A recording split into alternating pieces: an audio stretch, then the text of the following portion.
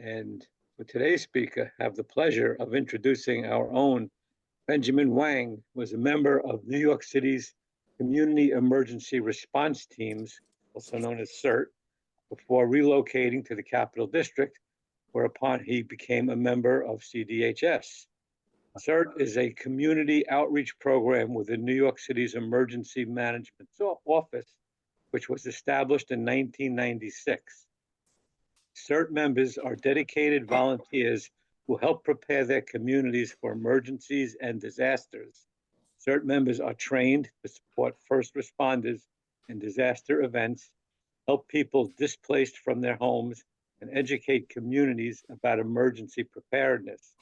While in New York City, Ben participated in many community support events and gave multiple Ready New York presentations for his CERT chapter. I have the pleasure of presenting Ben Wang.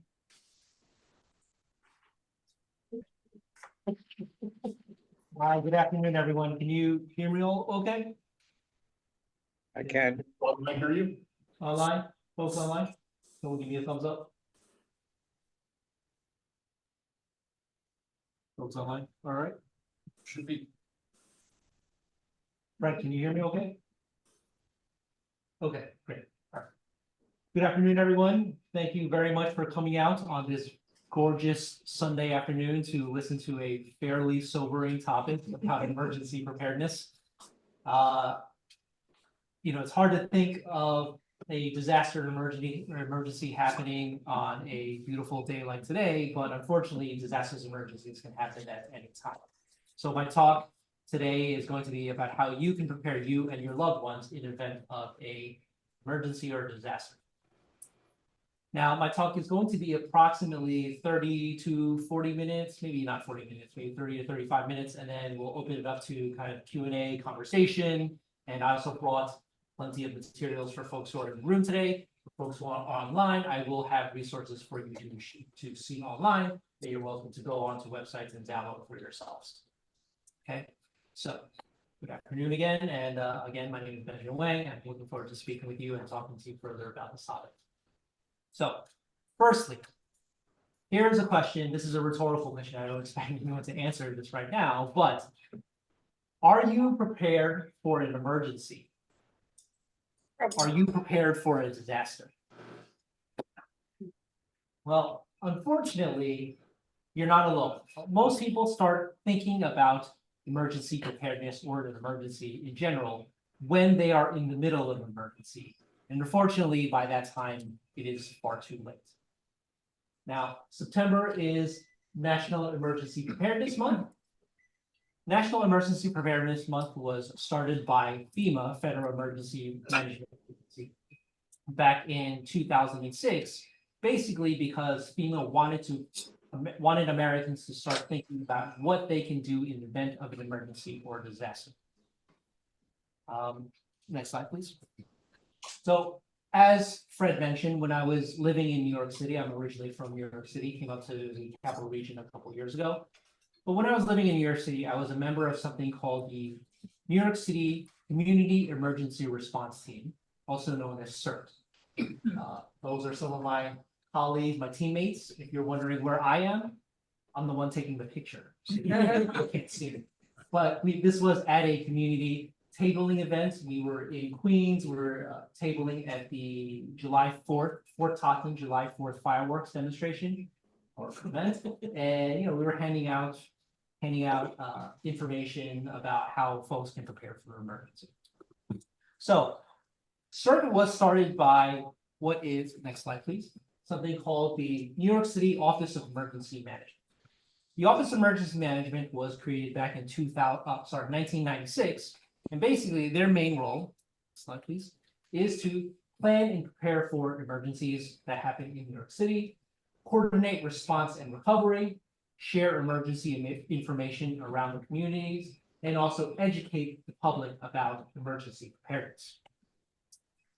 Next slide, please.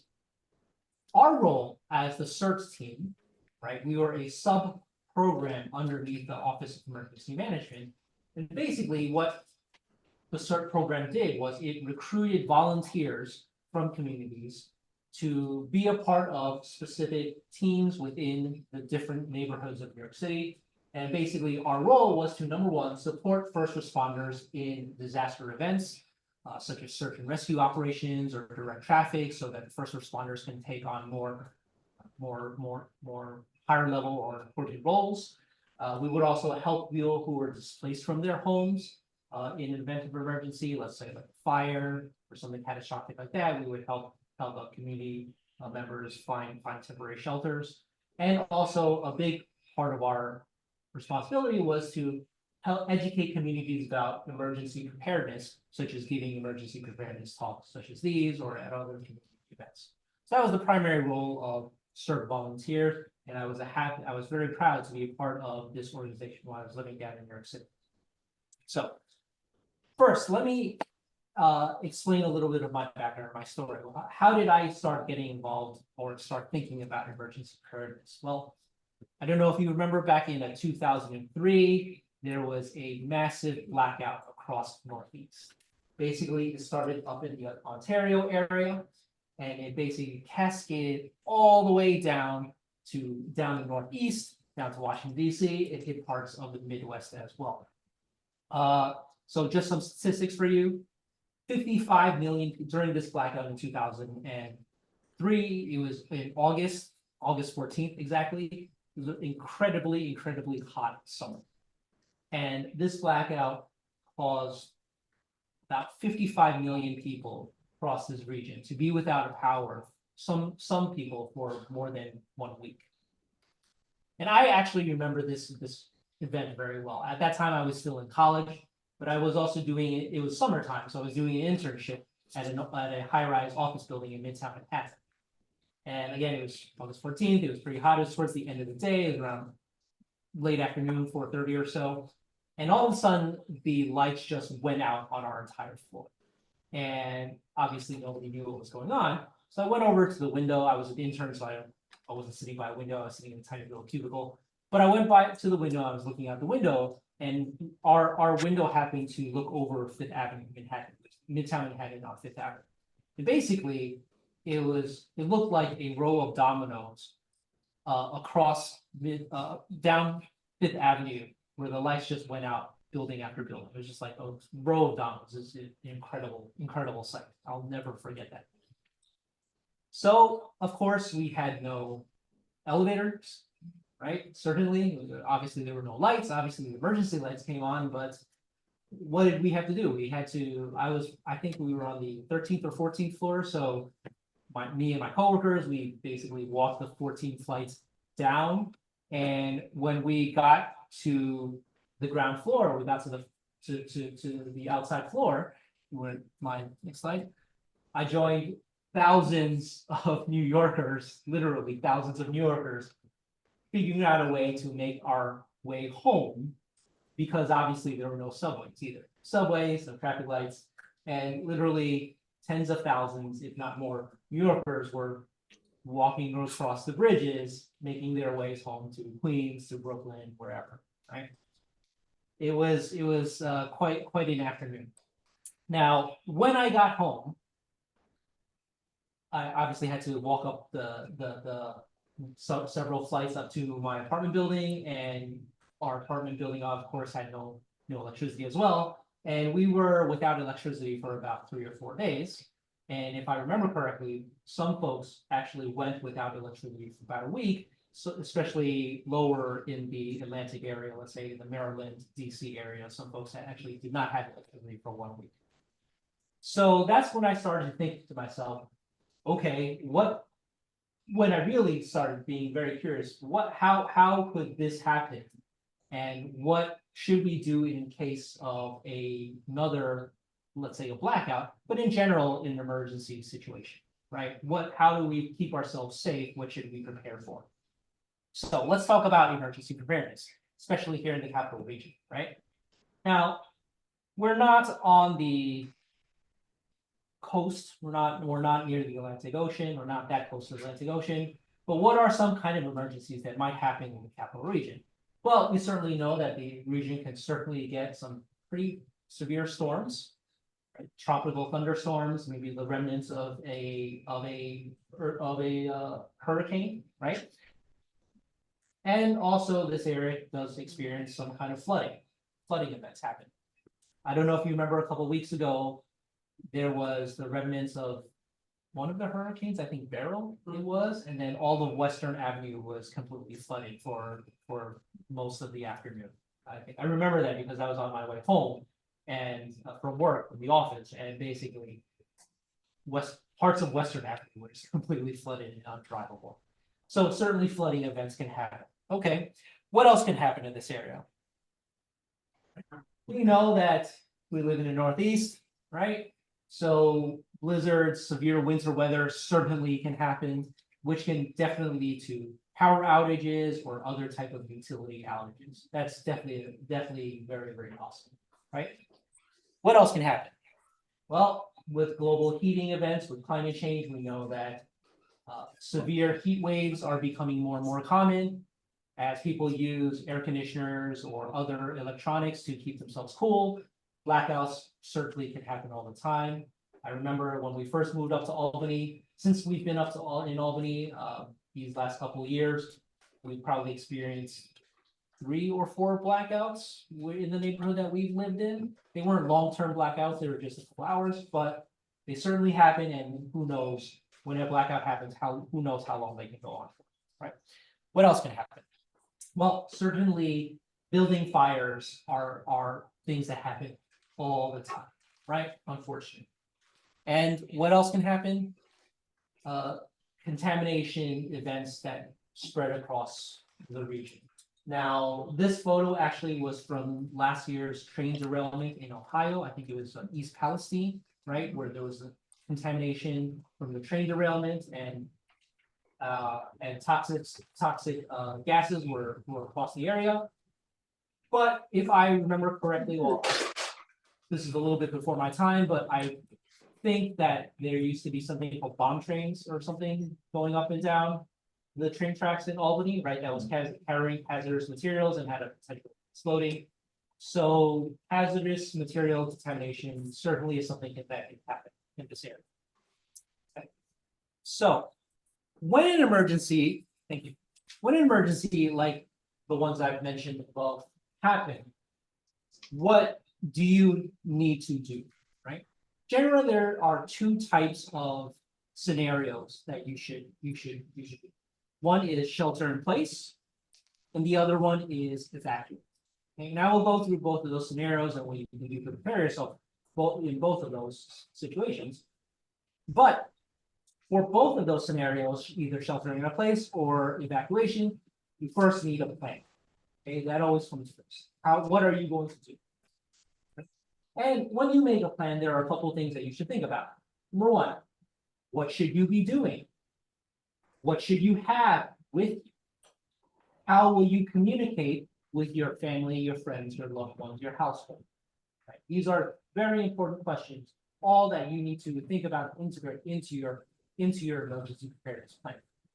Okay, so the first situation is sheltering in place, right? So a scenario where you would shelter in place certainly is, for example, in the event of a blackout. If you're at home, if there's a blackout, a power outage, well, there's not a whole lot you can do about that. You're generally pretty safe in your home. You will need to repair a little bit, but you generally want to stay in your home because, well, it's generally the safest place that you can be, right? Okay, so what are some things that you should have in your home while you are sheltering in place? Thank you.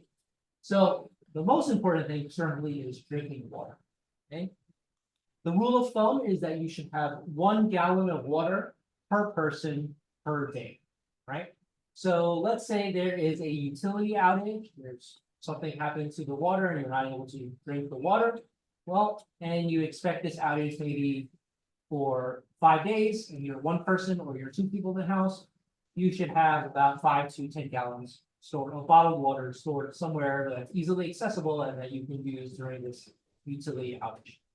Another thing that you should have, another good thing to have, is certainly non-perishable food that doesn't require any type of refrigeration or cooking, because you might not have electricity or gas to prepare any of that food. So non-perishable foods such as cereals or canned goods, for example, that are able to be kept for a period of time and actually don't require any type of preparation that are just ready to eat. What are some other things that you should have in your home? Certainly a first aid kit. Okay, so God forbid that you or somebody in your household is injured during this emergency event. Well, you definitely need, and you're not able to go out to a emergency hospital or something, or urgent care facility because of a power outage or utility outage. Well, at least you have some first aid equipment that you can treat yourself or the person who is.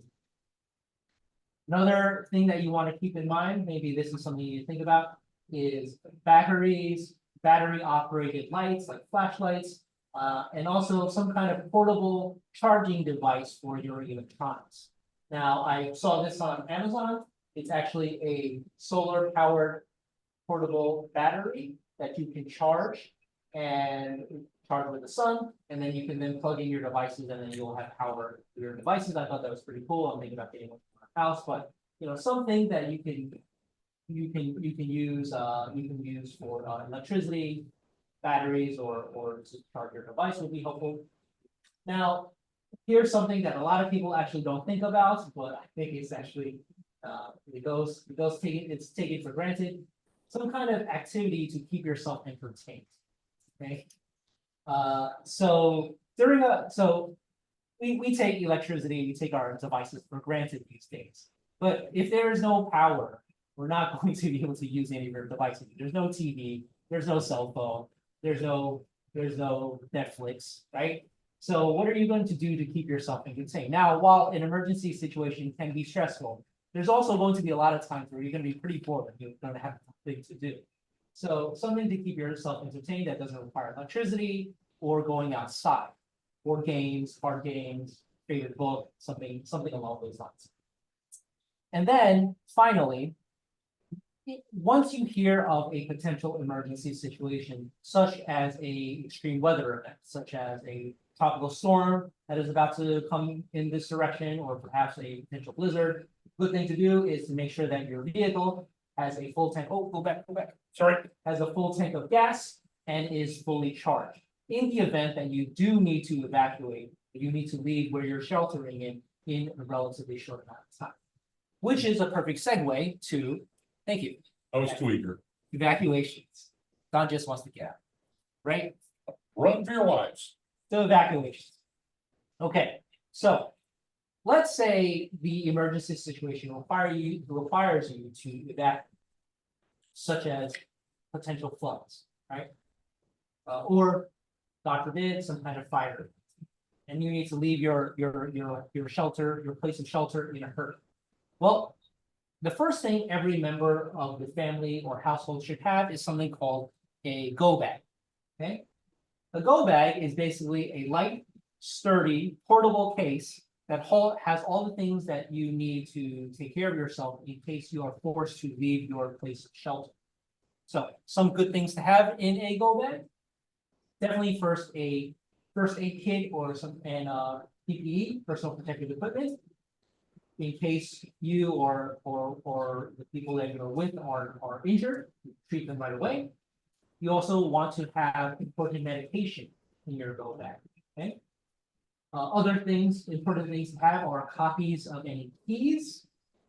Also, you want to keep batteries, flashlights, maybe a small portable radio so you can listen to information. Also, walkie-talkies, maybe small walkie-talkies if you want to be able to communicate with your loved ones in short distances.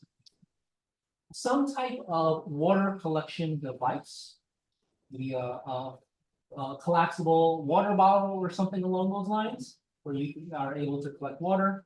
And then also closely related to collecting water is some type of water cleaning pills, I don't know what they're called, but you can easily find them at any CVS or any pharmacy. You can drop it into the water and it'll automatically clean the water for you, so that at least you can drink some water if you need. Non-perishable food is also a good thing to keep in your go bag. granola bars or some kind of energy bars, Cliff bars, those things that don't need refrigeration or don't need cooking, but you can also keep with you. It's easy to eat and keep yourself energized.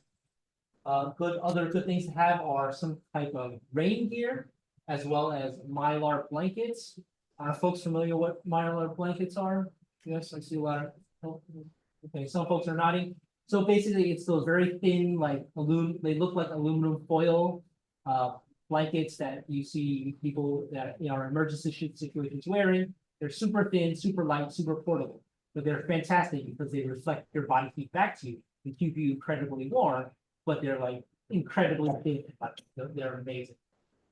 Maybe a spare set of clothes in your go bag in case the clothes that you're currently wearing or you're not able to wear them anymore. If you are evacuating with children or any pets, you definitely want to have specialty childcare or pet items that your child or pet might need. Also, it's good to have copies of all important documents. Important documents such as identifications, financial information, insurance papers, deeds, bank statements, things of those nature. I would also recommend having a backup on some type of electronic device of all of those important documentations, and having all of those in some type of waterproof case. Now, a lot of folks think that, especially these days, they like to upload electronic documents to the cloud or store it somewhere virtually. Now, I'm very supportive of that idea. I think that's a great idea. But I'm also a little bit old school, and I'm big on having paper copies of important things as well, because in the event that there is a power outage, you're not going to be able to access any of those documents online, right? Because there's no power. So being able to have paper copies of any of those is very, very useful. Okay. Another important item to have, a lot of people kind of take this for granted as well, is cash, but specifically cash in small bills. Now, in the event of a power outage, credit cards, terminals are not going to work. You're probably not going to be able to use your phone to pay for anything either. So in a scenario like this, cash is king. And in an emergency situation, most people are not likely going to give you change if you have large bills. Now, I remember back in the 2003 blackout, small Poland Spring bottled water was going for like $5 or $10, right? The price gouging was just insane.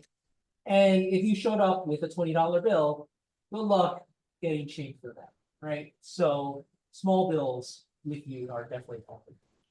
And then again, lastly, similarly to sheltering in place, having something to do to keep yourself entertained, having maybe a small pack of cards or something to do to keep yourself entertained. Because again, even if you're in an evacuation situation, there are going to be times when you're going to be pretty bored and you're going to want something to do to entertain yourself. So playing cards is my go-to. Now, next thing that you want to do if you're evacuating is that you want to decide on certain meeting points, especially if you are in a household with loved ones, family, children, etc. Someplace that you can meet.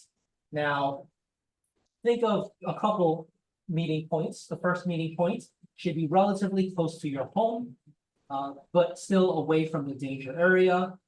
For example, down the street or a corner store or something like that. Just something that everyone can convene, meet in case that everybody is separated.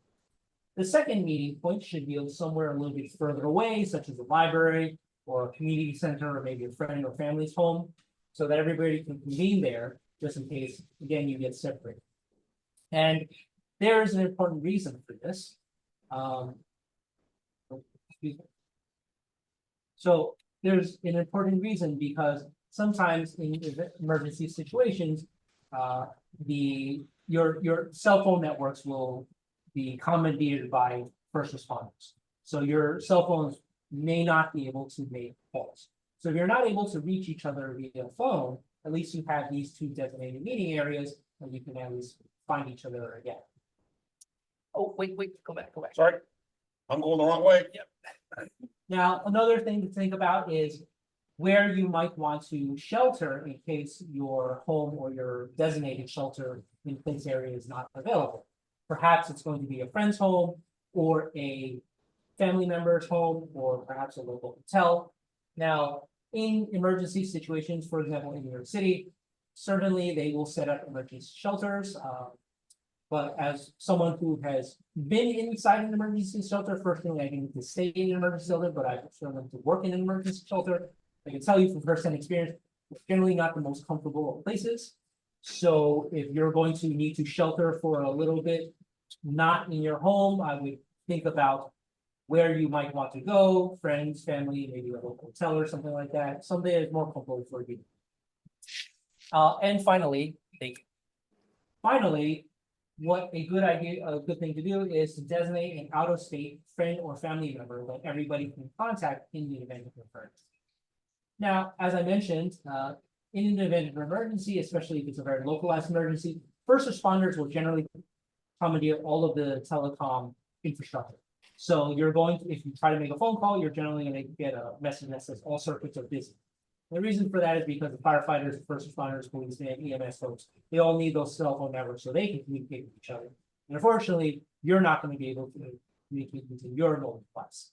But if you're able to communicate with someone out of the area, either by phone or by email or by text message, that might be easier. And then everybody, all members of your family, immediate family, can communicate with that person who is out of state. At least this way, you're going to be able to this way. Okay. Now, it is a good thing to do.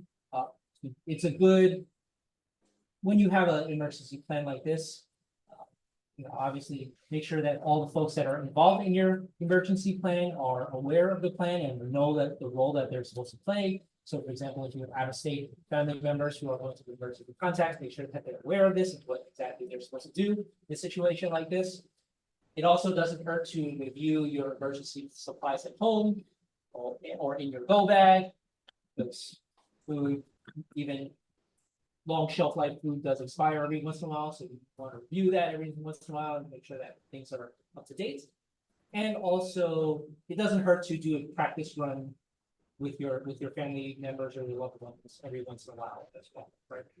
Everybody walk to the local meeting points every once in a while. Just remember, oh, this is where we're supposed to meet if we can't reach each other.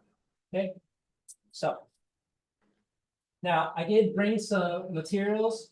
Olga, remind you, I did bring some materials for everybody here. And for the folks online, I do have resources for you to check out online. But I do have materials for everybody here so that they can prepare themselves in the event of emergency. We'll just let Olga hand those out. Everybody gets a bag. The joys of attending in person are your own set of bling. Kind of blank. Well, of course it does. It's pretty. It's goodies. And it's to keep you all safe. Made Frank happy. So in your emergency bags, one of the things that you will find is this larger brochure. Basically, this larger brochure. Now, I do have to preface that a lot of this information is from my time as on the CERT team. So some of the information is New York City centric, but it is general enough that it is relevant for people in most situations, in every situation. Right? So this large brochure here, first is about how you can make an emergency plan, what you should have in your go bag, what are some emergency numbers that you should have, right? Important medical information such as that. The smaller brochure is if anyone has any pets and what they should do in case they need to, they're in an emergency situation and how they can take care of their pets or it's that. I'm not gonna say that, but We're not in Springfield, Frank. oh. But the smaller brochure here is just a little tiny brochure just about emergency situations, right? And all of Can't this hear you. available for download on your city's emergency management office website. They're all available in digital version, and they're all available in multiple languages in case you want to share them with friends and family. Okay. Yes. Keep some of them. Of course. Oh, absolutely, absolutely. Well, I brought plenty of materials for folks. You want to take extra and you want to share them with your friends and family, you're certainly welcome to do so. You want to share them with your neighbors in your building, you're also certainly welcome to do so as well. Next, thank you. I also encourage folks to go to their, either their Albany Emergency Management Office website or your local municipality's emergency website, just to see what the municipality has in mind in case of an emergency, potential evacuation routes, potential shelters or other areas to get information. Certainly that's helpful. And then, of course, certainly, the FEMA website has a lot of very useful information as well. You might be interested in checking that as well. So I'm gonna end a little bit on a cliche here, but I think this is relevant for this topic. Failing to plan is planning to fail. That's a little cliche, but in an emergency situation, that is actually true. So I hope everyone be safe, take care of your loved ones, prepare yourself in the event of emergency. Again, thank you very much for coming out and listening to my talk this afternoon, especially on a beautiful day. And we can just open it up for a Q&A conversation. Thank you. Thank you much, Ben. Very insightful. I like the idea. If you don't plan, you're planning to fail.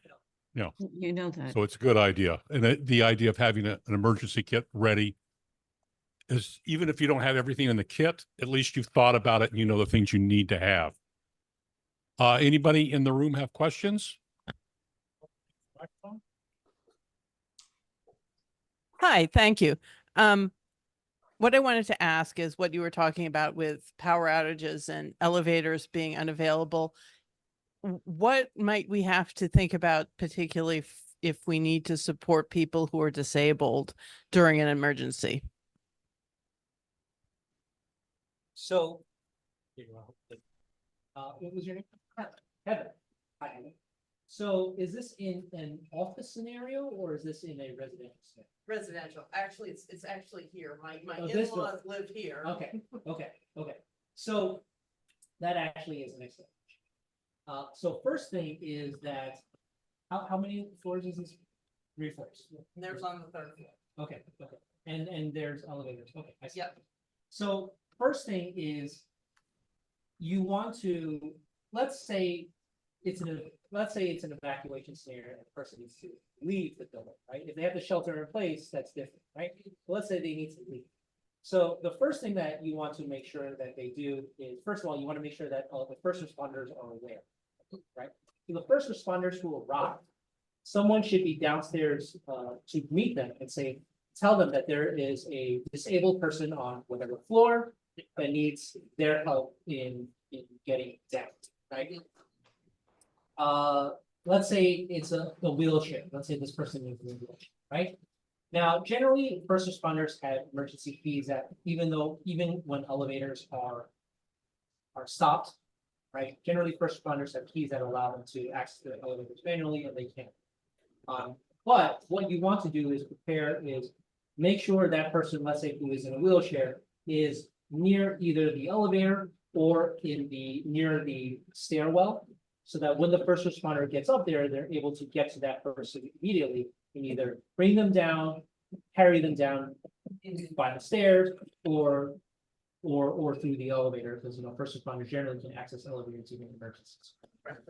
But you definitely want to, first of all, put them in a position that they're easily able to get out of the building, and also notify the first responders who arrive immediately that there is this person who is disabled and who needs to get out.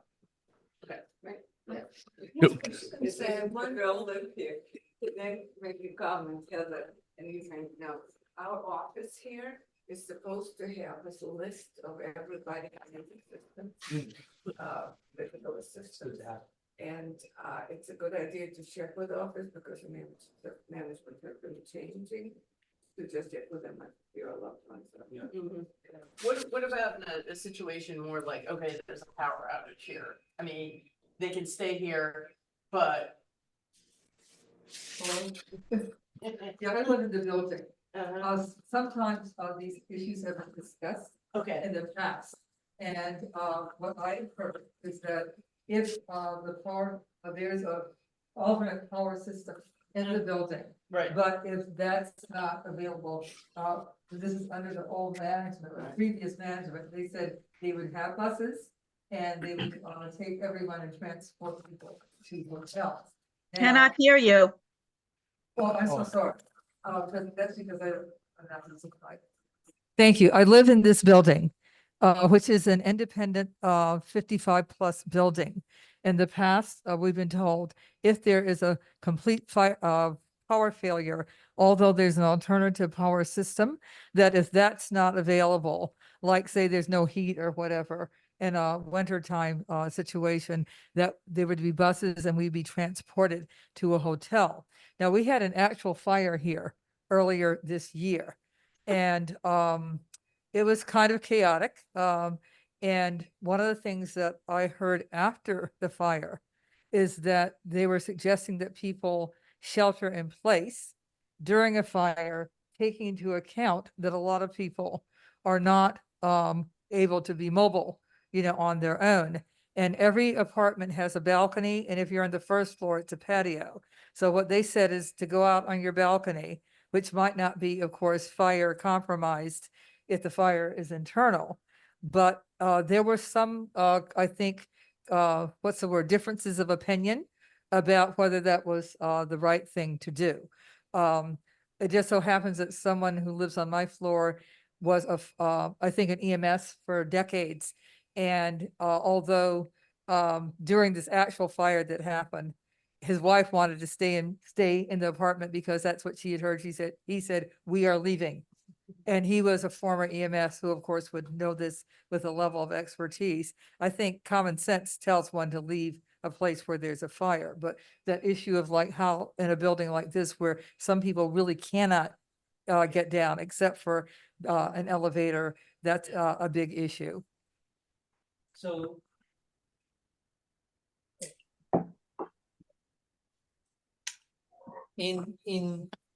Fires are tricky, right? Because depending on where the fire is, obviously if it's close to you, you should evacuate. But there are other scenarios where it does make sense also to shelter too in case if you cannot evacuate. Now, I can't speak for this building. I don't know the structure of this building very well, but a lot of modern buildings generally are they're built to codes, at least from my understanding of New York City. They're built to codes where they're fire resistant, right? So if the fire breaks out in one part of the section of the building, it's difficult for it to spread to other parts of the building. Right? They're built in a way that they're kind of sectioned off from each other, I guess is the best way to say it. So if you need to shelter in place, and let's say your unit is closed off, generally the fire doesn't spread to you. Right now, I can't speak to the structure of this complex. I don't know, but evacuations in a scenario like that Barbara you were describing definitely makes sense if you're able to do it. Right? If you're not able to do it, then yeah, it's a case by case basis. Shelter in place. As I understand, this building has 3-hour rated firewalls. Okay. And so 3 hour. 3 hours. And so the idea of sheltering in place you're probably safest there unless the whole building's involved, and you'll know that. But Sherry has a question from online. Sherry, can you ask your question? Can you hear me? Yes. Okay, I wanted to acknowledge with heartfelt appreciation the first young lady who is a caretaker for her in-laws. Having been one, I know all of the details involved in trying to plan for every possible scenario in the universe. So I applaud and give you a pat on the back. There is something that Lowe's would have that might be helpful for residents. I had gotten for my folks when they moved into an apartment that was mostly safe as your building is. They have something that looks like a night light that goes into a wall, but when the power goes out, it goes on like a flashlight. And that's something I had gotten for my folks. They lived in a small apartment, and we just put it central. So that gives you some time to kind of get your bearings and have some ambient light.